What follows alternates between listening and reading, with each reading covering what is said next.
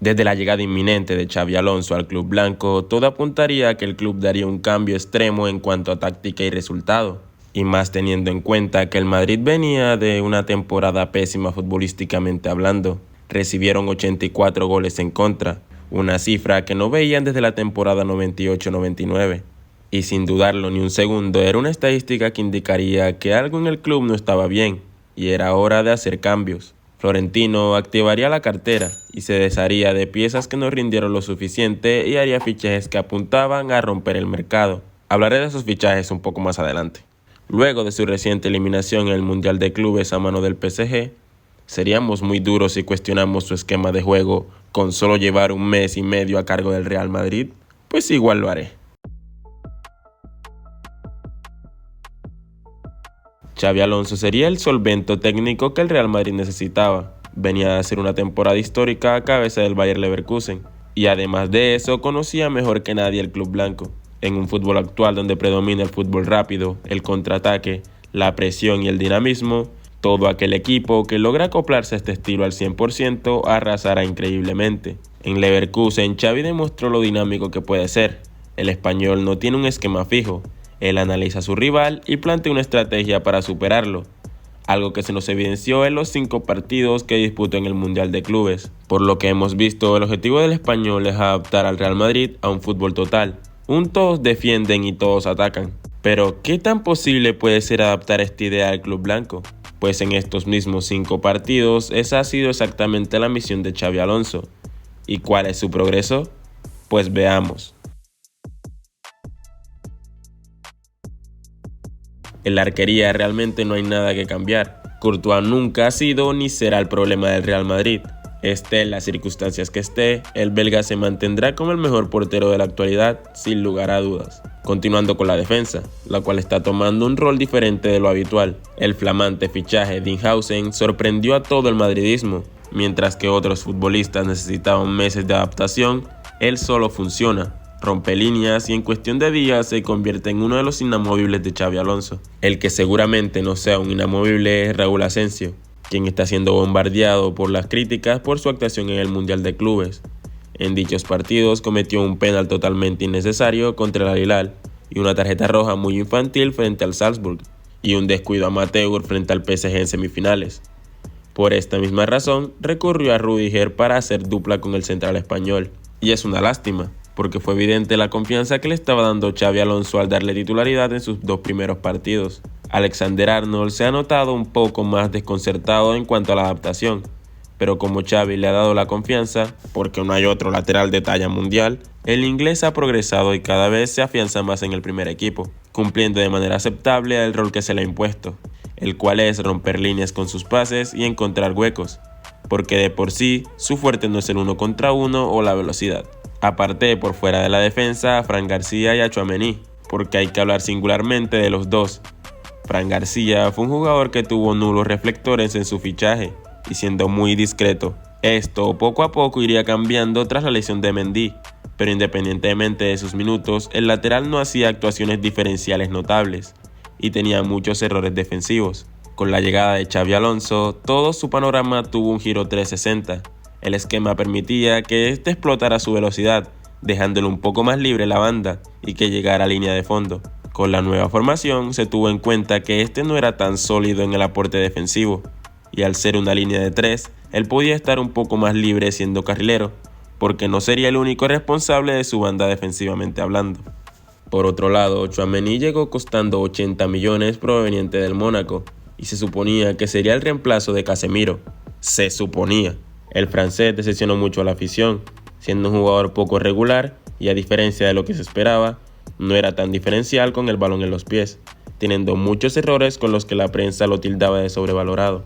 Con el esquema actual, el francés se posiciona entre los dos centrales, dándole más libertad a los laterales para avanzar y restándole responsabilidad a la hora de armar jugadas y crear espacios que realmente no es su fuerte. Pero si él, que supuestamente es el 5, no hace ese rol, ¿quién lo hace?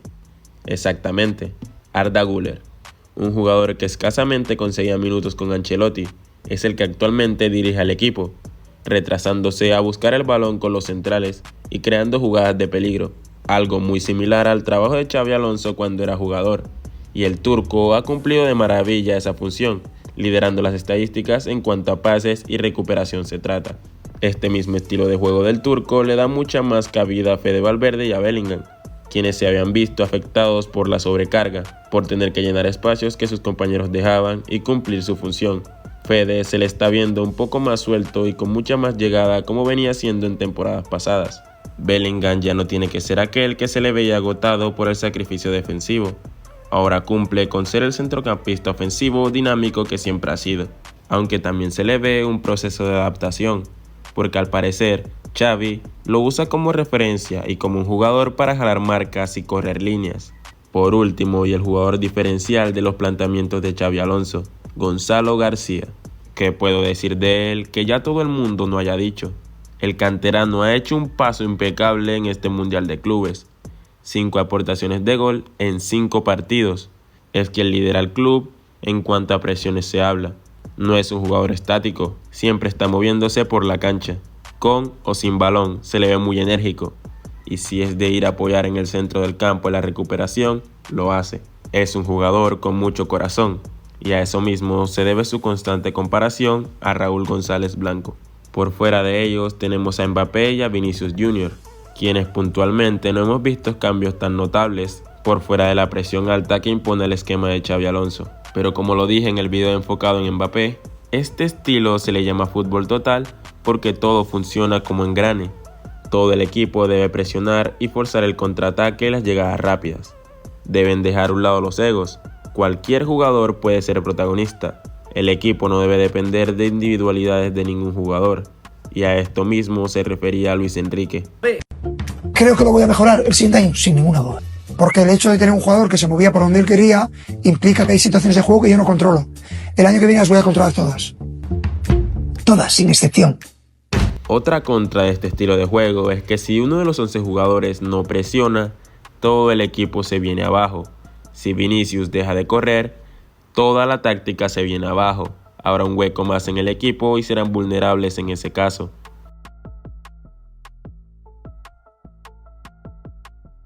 Xabi Alonso debutaría como entrenador frente al Al Hilal, donde formaría con una 4-3-3 de toda la vida, haciendo debutar a Alexander-Arnold y a Dinghausen. En este partido se reflejó toda la mala temporada que el club había hecho. Nadie presionaba, había poco compromiso por parte de los atacantes, cosa que aprovecharía el Al Hilal, haciendo una secuencia de pases impropia para un equipo árabe. El marcador lo abriría Gonzalo García, luego de un contraataque que él mismo iniciaba, luego de ir a recuperar a la mitad de la cancha.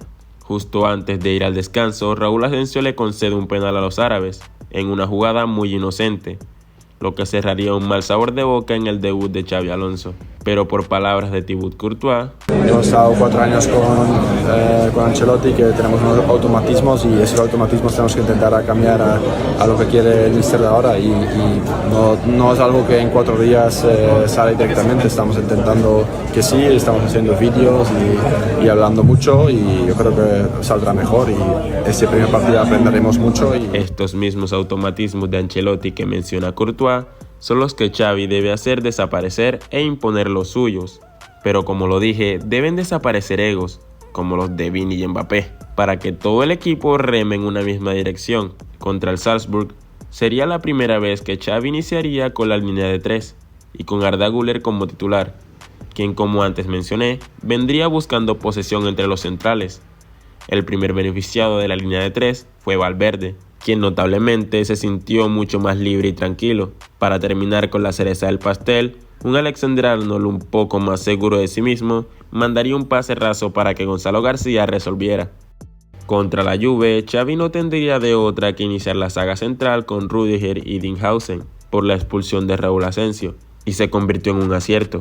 El equipo poco a poco fue cediendo la línea de 3, aunque en esta ocasión jugaría con una 3-4-3, para que antes de irse al descanso, Alexander-Arnold armara una jugada desde la banda, que terminaría en gol de Arda Güler.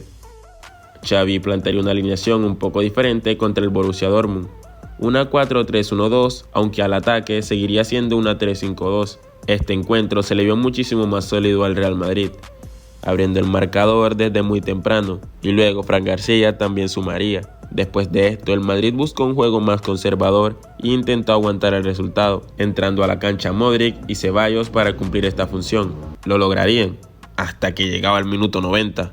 Un jugador del Borussia metió un zapatazo y pondría el 3-1. Seguía siendo un marcador lejano para el Borussia Dortmund, ¿no? 5 minutos después, en una escapada de Guirassy, Hausen cometería un penal al estilo de Raúl Asensio, el cual Guirassy convertiría en gol, ajustando la distancia. Y por si fuera poco, al 90+9 el Borussia Dortmund tendría su última chance dentro del área, pero sería frustrado por Courtois. Este partido, junto con el partido contra la Juve, fue lo más cercano que hemos visto del fútbol total, donde piezas como Fran García, Alexander Arnold o Fede Valverde eran fundamentales en los goles del equipo. Y a esto me refería también cuando mencioné lo de los engranes. En este estilo de juego cualquiera puede marcar. Si hay un desborde por la banda, el área debe estar poblada por jugadores del Real Madrid. Pasando a la semifinal, el Real Madrid debía medir fuerzas contra un rival de talla mundial. Y bueno, no podía tocarle un rival mejor que el PSG. Un rival que ya conocía ese esquema de juego y venía de un trabajo intenso en potenciar ese trabajo en equipo tan anhelado por Xavi en el Madrid. Obviamente el Real Madrid no venía siendo favorito, pero por ser el Real Madrid se podría esperar cualquier cosa, como siempre ha sido, ¿o no? Justo aquí Xabi Alonso tendría un dilema, en si darle banca a Gonzalo y que entrase Mbappé, porque si te vas a enfrentar a un equipo tan grande, debes jugar Mbappé. Pero Gonzalo venía haciendo las cosas demasiado bien y no merecía ser relegado. Para infortunio del Real Madrid, Alexander Arnold no fue convocado por un contratiempo en un entrenamiento, y ahí podía encajar a Gonzalo y a Mbappé en el mismo esquema. Los dos equipos saltarían a la cancha, el Madrid buscando consolidar su progreso venciendo a un grande y el PSG a mantener todo lo que había hecho esa temporada. Luis Enrique mantuvo su juego rápido y con mucha presión, mientras que Xavi volvía a cambiar su formación, probando ahora una 4-3-1-2 con Valverde como lateral derecho, Tchouaméni como pivote fijo y Gonzalo García como media punta. El entrenador español traicionó sus ideales y tiró una formación que normalmente hubiese sido propia de Ancelotti. Desde temprano se notaría la ausencia de Eddinghausen, quien en anteriores partidos destacaba por su tranquilidad con el balón en los pies y en la salida de juego, a diferencia de Rüdiger y Raúl Asensio, quienes concedieron 2 goles por errores en salidas. Errores que puedes darte el lujo de cometer con otros equipos, pero con la presión exhaustiva del PSG era casi imposible que no lo transformaran en gol. El tercer tanto nos dieron cátedra de un juego colectivo. Un Hakimi que venía jugando como un extremo haría una pared que en 4 toques terminaría en gol, sin mucho que hacer, al igual que el cuarto gol a manos de Gonzalo Ramos. El Real Madrid cayó ayer frente al PSG debido a una preocupante desconexión táctica. Los atacantes, salvo Gonzalo García, mostraron muy poco compromiso en la recuperación del balón, dejando expuesta a una defensa que ya de por sí jugaba demasiado retrasada. Esta falta de presión permitió al PSG avanzar con comodidad y generar constantes situaciones de 2 contra 1 por las bandas.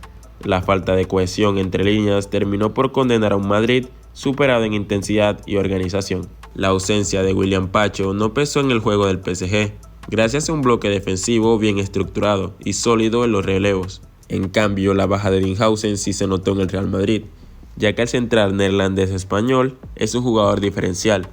No solo aporta seguridad atrás, sino que también es clave en la salida de balón y en ordenar la línea defensiva. Sin él, la saga madridista lució desorganizada y demasiado pasiva, facilitando los ataques del PSG. Xavi tendrá que instalar automatismos, salidas limpias desde atrás, triangulaciones en corto, ocupación racional del campo y presión estructurada. Eso requiere tiempo y aceptación del grupo. Xavi debe tener autoridad para sentar a figuras si no se adaptan a la idea. No todos los cracks aceptan perder protagonismo por el sistema. Para la filosofía de Xavi, nadie es irreemplazable. Si no estás cumpliendo, hay otros 2 mínimo que también tienen ganas de jugar. Pero yo solo soy alguien más. ¿Qué piensan ustedes al respecto? De todas formas, como le dije al inicio del video, Xavi solo lleva 35 días dirigiendo al Real Madrid. Es muy pronto para criticarlos.